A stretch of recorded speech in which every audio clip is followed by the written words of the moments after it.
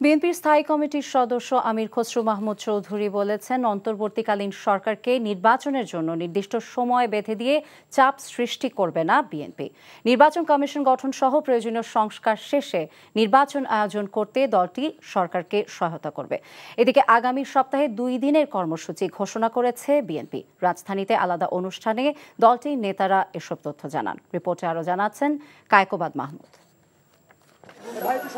ঢাকায় নিযুক্ত অস্ট্রেলিয়ার হাইকমিশনার নার্দিয়া সিমসন বিএনপির প্রতিনিধি দলের সাথে বৈঠক করেন।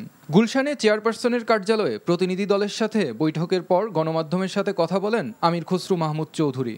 জানান, দ্বিপাক্ষিক সম্পর্ক, রোহিঙ্গা সমস্যা, নির্বাচন সহ বিভিন্ন বিষয়ে আলোচনা হয়েছে। এই প্রেক্ষাপটে বর্তমান প্রশ্নের জবাবে বলেন, সরকারকে নির্বাচন আয়োজনে সহায়তা করবে বিএনপি।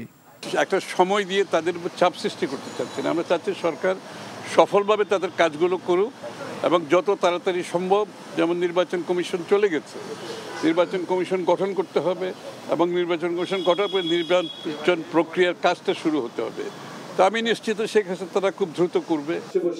এদিকে নয়াপল্টনে বিএনপির কেন্দ্রীয় কার্যালয়ে যৌথ সভা শেষে নতুন কর্মসূচি ঘোষণা করেন দলটির স্থায়ী কমিটির সদস্য ডক্টর AZM জাহিদ হোসেন। গণতন্ত্র উদ্ধার করতে যে যারা শাহাদত বরণ করেছেন, আমরা তাদেরকে স্মরণ করব। 14 তারিখে বিকেল 3টা থেকে বিকেল 5টার মধ্যে কেন্দ্রীয় শহীদ মিনারে সেটি অনুষ্ঠিত হবে। আর গণতন্ত্রের সমাবেশ হবে বিএনপির 15 তারিখে। Kaikobad Mahmud, NTV news, Dhaka.